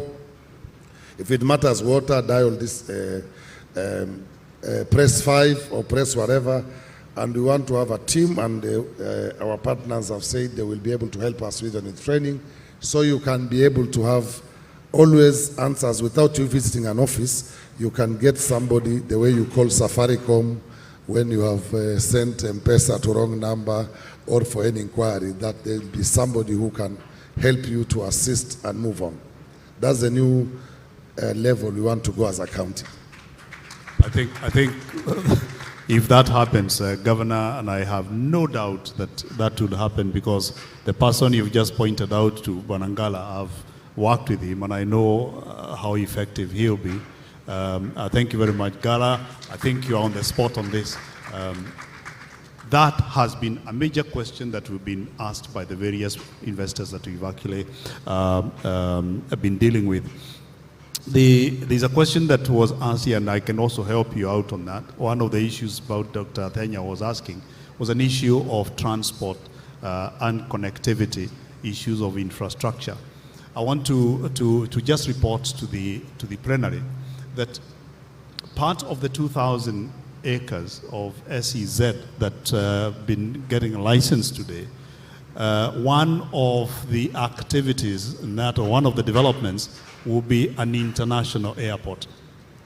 We have already identified, we are in discussions with an international investor who is going to come in on an equity basis.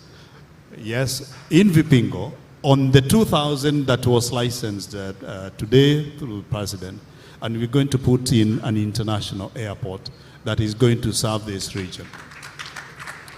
That for us is going to be a game changer, and I hope, Governor, going forward, we will see how we can collaborate further on this. The other issue that, that Dr. had asked is also on the issue of hospital. I'm not doing what you're supposed to do, but again, Dr. Thenya is a friend of mine, so I might as well just tell him, we, as late as 2 days ago, before I came down, I actually had an engagement with one of the top hospitals operators in this country. And one of the questions he asked me is whether they can actually come down to Vipingo. And I told him that should not even be an issue. Yes, you're welcome yesterday.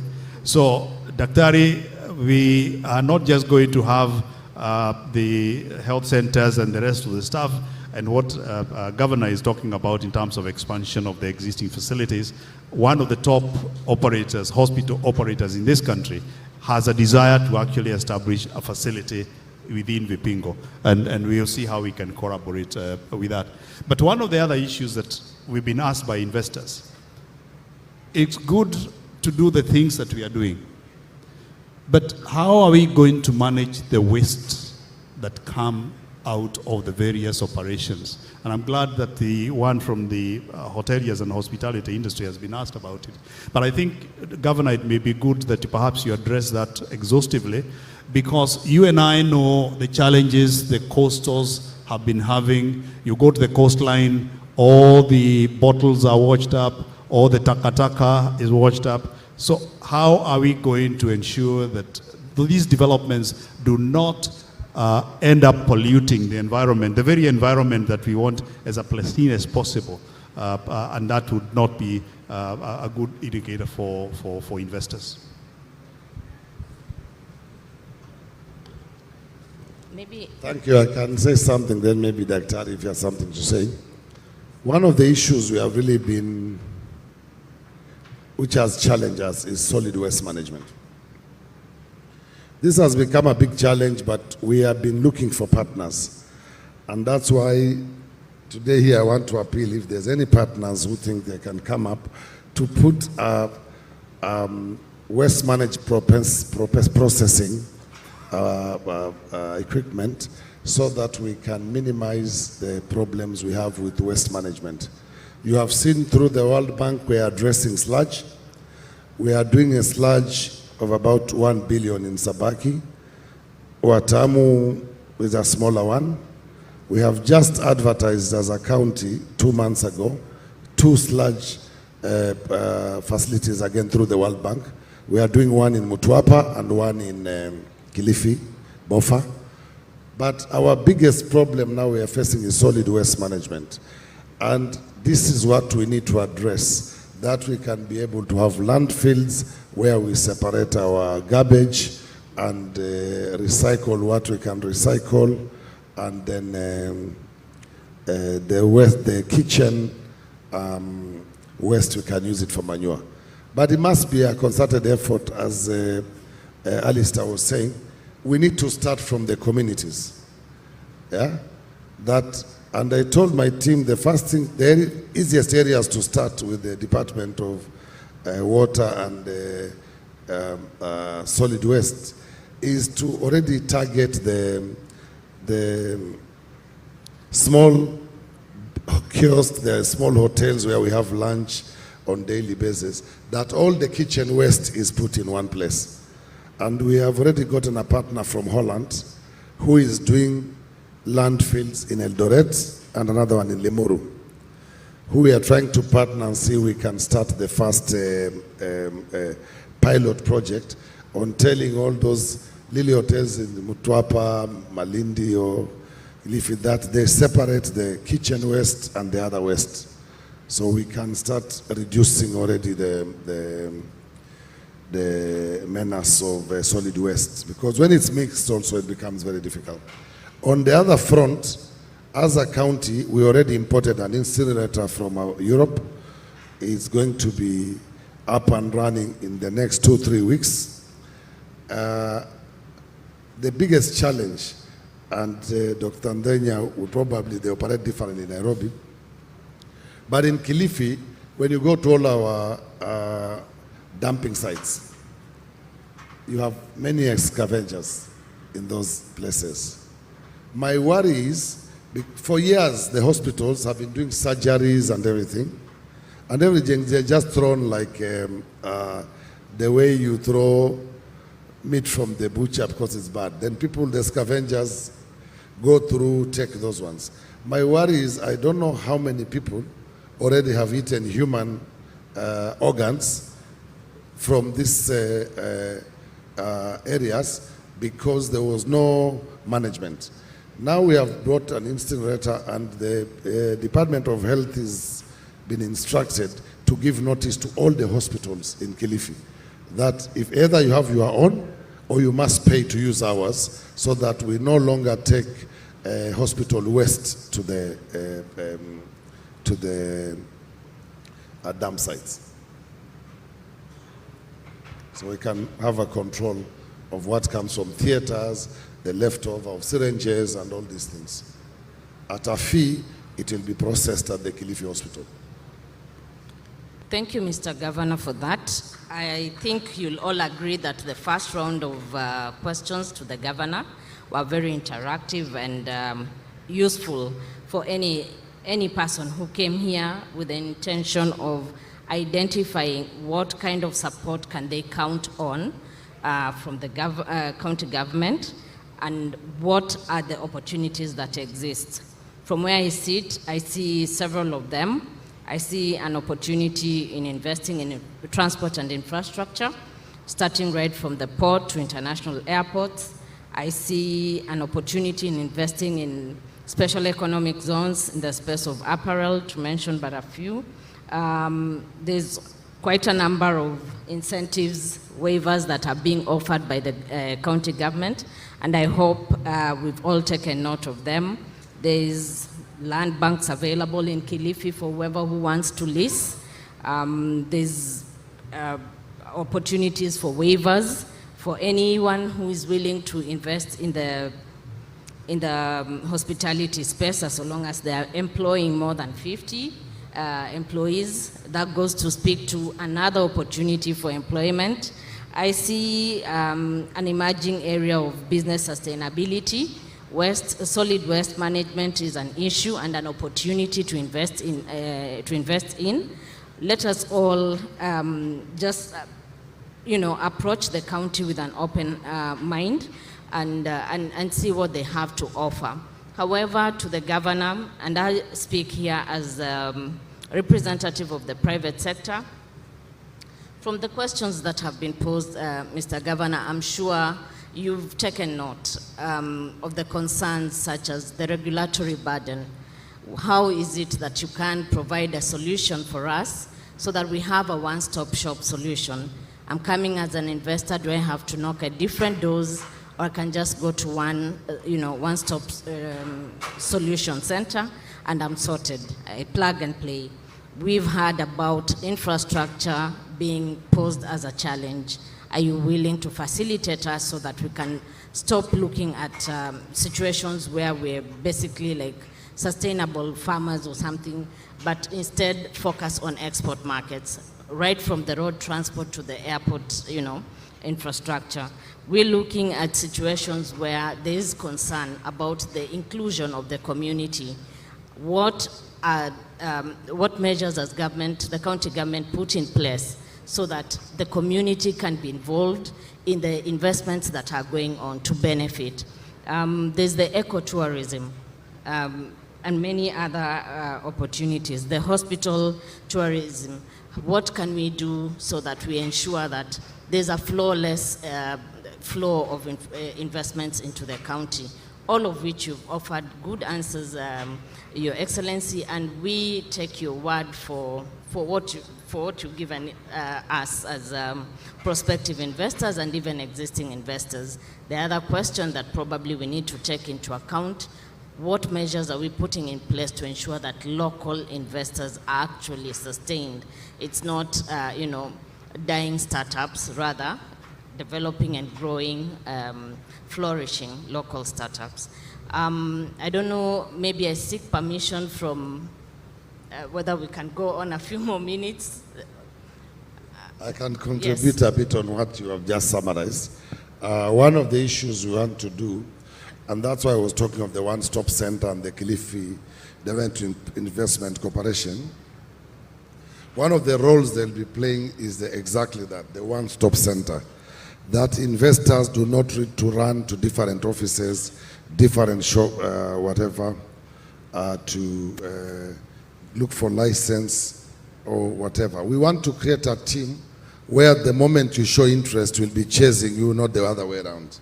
That's what we want to do, because we have realized many investors have left because of frustrations, bureaucracies, red tapes. People want to be paid before they give service to investors. But I'm keenly monitoring this. And the governor's delivery unit will soon be ready. They are working very closely with one organization called Not School Try.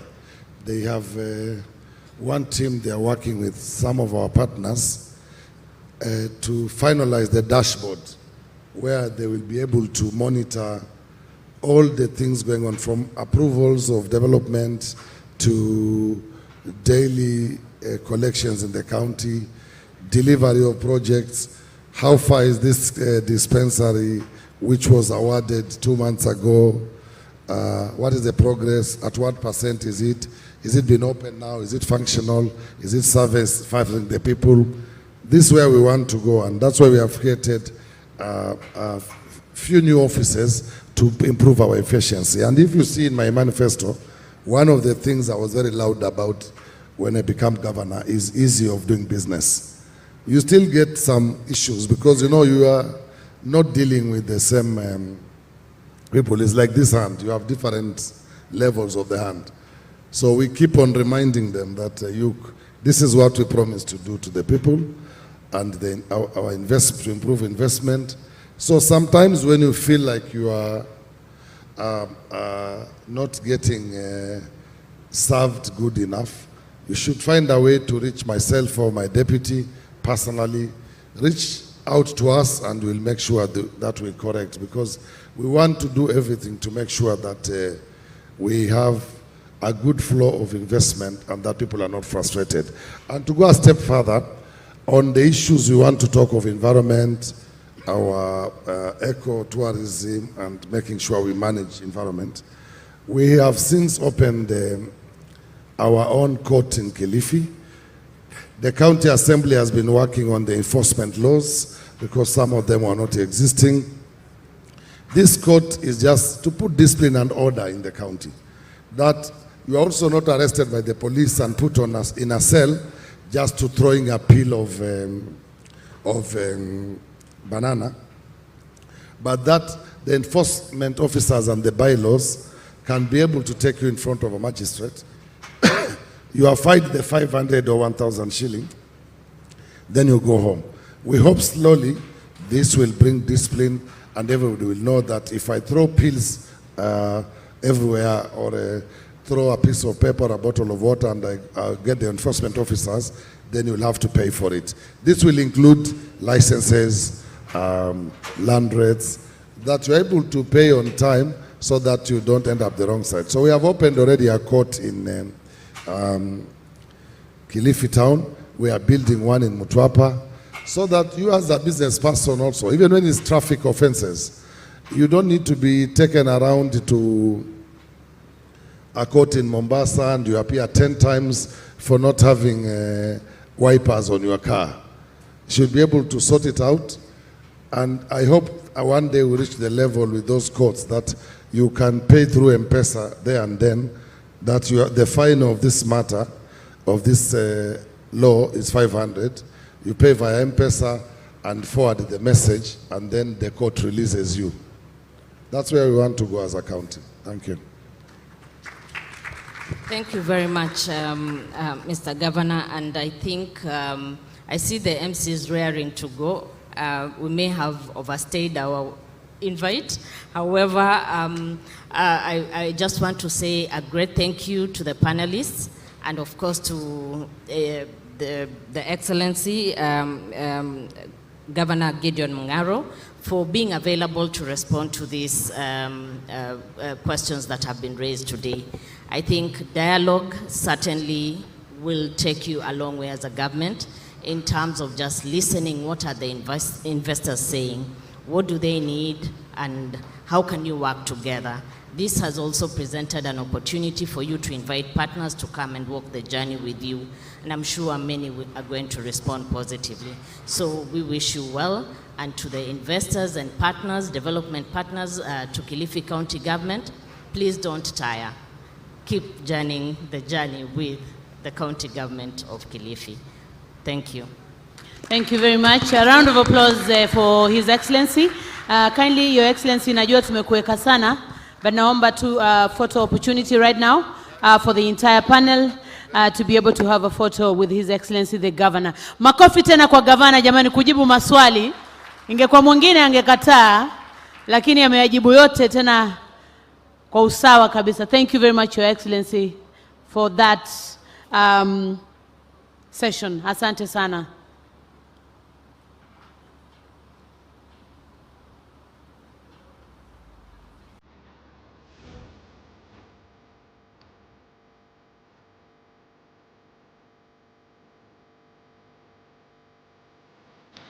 Thank you, thank you. Asante sana, Your Excellency. Oh, okay. Madam DG, tafadhali. Let me have Dr. Emmanuel Nzai as well, the Chair, Kenya Vision 2030 Delivery Board, to join the team for a photo op, please.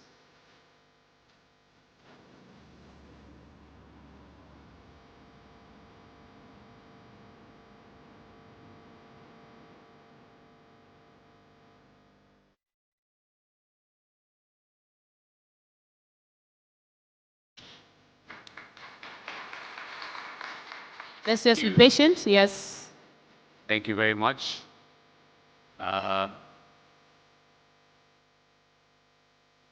Choir, please be on standby. Choir, please be on standby.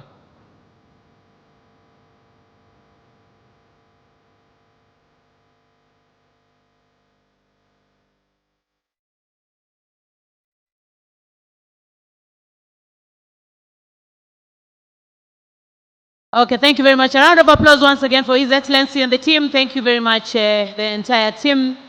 And right now, just before I hand over to Cliff to give a few announcements as well, I would like to inform you that tomorrow morning, for all the ladies in the house, Her Excellency the Deputy Governor is hosting a breakfast from 7 a.m. in the morning. All women delegates are invited. Tafadhali tukutane saa moja tusichelewe. we need our time as women to also discuss about investment and discuss about leadership as women. So Her Excellency, the Deputy Governor, will be hosting that tomorrow morning. So kindly for the ladies, tuje mapema ili tuanze session yetu mapema kabisa at 7 a.m. in the morning, led by Her Excellency, the Deputy Governor wa Kilifi County. Cliff? The question we're asking is, how can you invest in Kilifi and how do you get the investment guide? So, shortly, I need you to get out your phones, please. Shall we please get out our phones? Simu tafadhali. There is a QR code, Kilifi County Investment Handbook. Where do you put your money? You put your money where the mouth is, and that's where the mouth is, definitely, because you have deeper information on facts, figures, on where to actually invest, what sectors work, and where you can actually recoup your investment at the shortest time possible. Please scan the QR code that is on screen. That is the Kilifi County Investment Handbook for 2024. Please get doing so. While at it, I'll announce that tomorrow afternoon, after the official closing ceremony, as my colleague Esther's mentioned, we'll be having visits at Kaloleni, the 3,000-acre Special Economic Zone, Vipingo Industrial Park, the Centum Real Estate Portfolio in Vipingo, Royal Tulia Gardens Estate, tourist attractions in Kilifi, and many more projects. So please schedule or plan to attend, and definitely we're going to advise you how to register as well as we go along. So please scan and kindly plan to visit some of these great projects. And at the same time, of course, this will culminate into the gala dinner taking place tomorrow. Esther? At this point, obviously, I know that tumekuwa serious sana. We just want to invite the choir just before we do one last thing. Choir inajulikana kama Kilifi Harmonies. Karibu sana choir, tafadhali. Take the stage.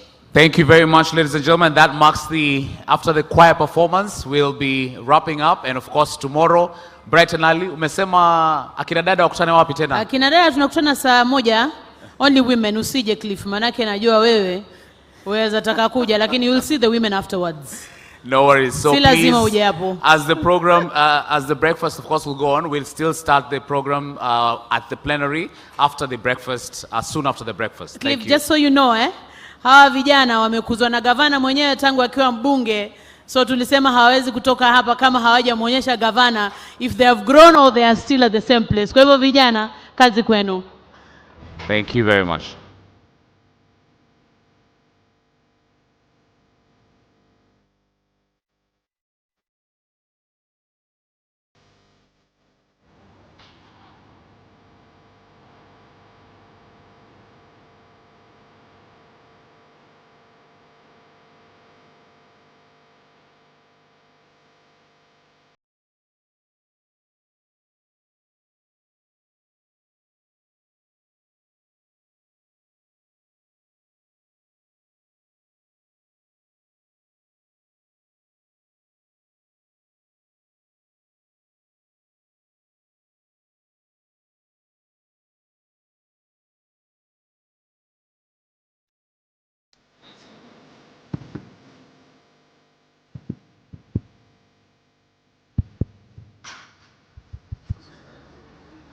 Check.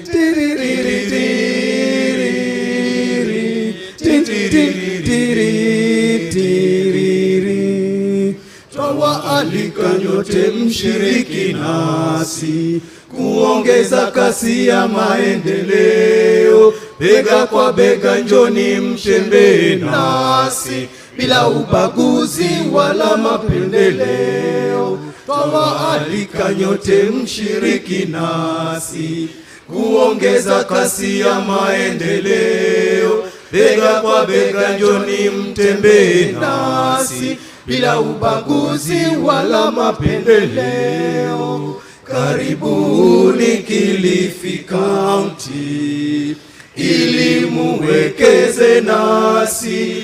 Karibuni Kilifi County, uwezo wa uwekezaji upo. Karibuni Kilifi County ili muwekeze nasi. Karibuni Kilifi County, uwezo wa uwekezaji upo, kweli upo. Kwenye sekta ya utalii, sekta ya kilimo, sekta ya miundombinu, nishati mbadala na viwanda. Kwenye sekta ya utalii, sekta ya kilimo, sekta ya miundombinu, nishati mbadala na viwanda. Njoni nyote. Karibu.